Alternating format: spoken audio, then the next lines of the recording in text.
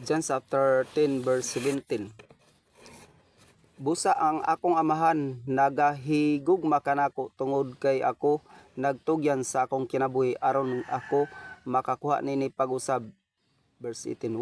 Walay tao nga nagakuha niini gikan kanako apan ako nagtugyan niini sa akong kaugalingon. Ako adunay gahom sa pagtugyan niini ug ako adunay gahom sa pagkuha niini pag-usab. Kini nga sugo akong dawat gikan sa akong amahan. Verse 19. Busa dihay pagkabayan-bayan sa pag-usab diha sa mga Hudyo tungod niini nga mga panultiyon. Verse 20. Ug dagan kanila miingon siya adunay sa kayawa ug nagbuang nganong maminaw kamo kaniya.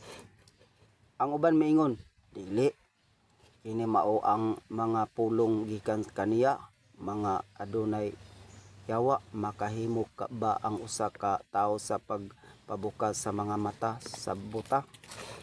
Ug kini didto sa Jerusalem sa pista sa paghalad ug kadto tingtugnaw. Ug si Jesus, verse 23, John chapter 10.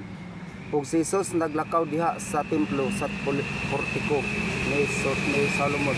Verse 24. Unya nanuol ang mga Hudyo palibot kaniya ug miingon ngadto kaniya, unsa kadugay nga ikaw magpadaduha kanamo?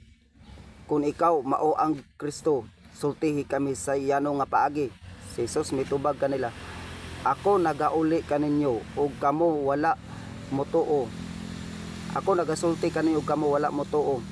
Ang mga buhat nga ako naghimo diha sa ngalan sa akong amahan, sila nagpamatuod mahitungod kanako. Verse 26.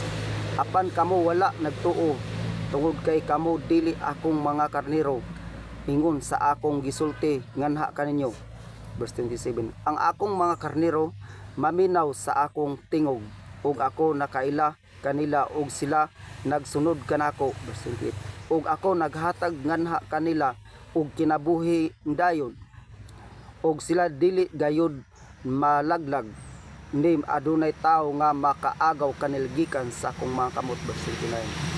Ang akong amahan nga nihatag kanila kanako mas dako kay sa tanan ug walay tao nga makahimo sa pag-agaw kanila gikan sa kamot sa akong amahan.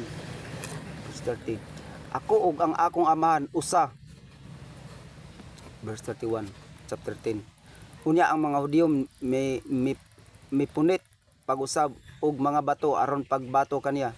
Verse 32. Si Jesus may tubag kanila, daghan mga maayong buhat ang akong gipakita kaninyo gikan sa akong amahan, tungod sa unsa niadtong mga buhat nga kamo mobato kanako.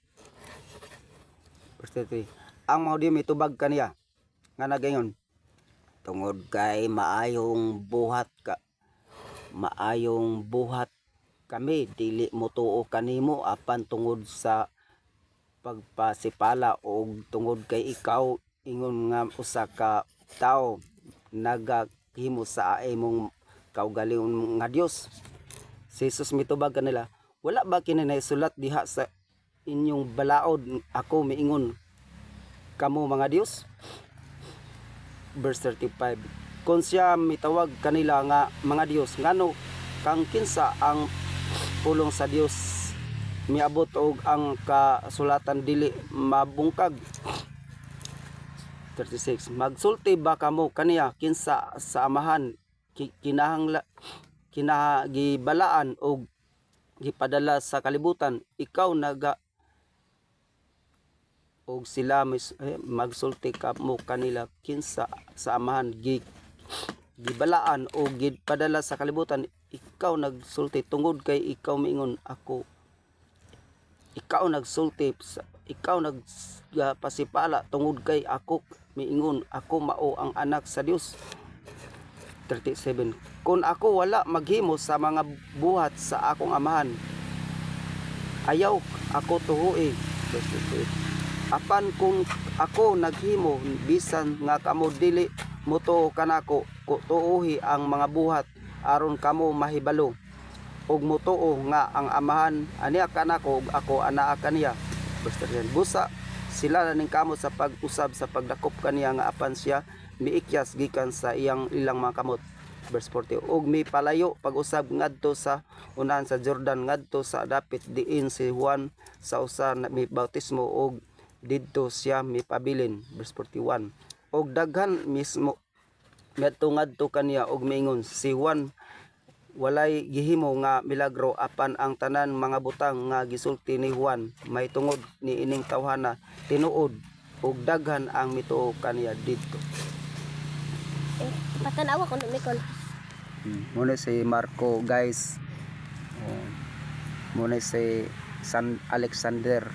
Sa mo plido gali? Piso. Galpiso yung plido. So Patana ko na po ituklok ako na. hara ka. Muna si Marco. Alexander. Tuklok kay kapatan ang Mikon.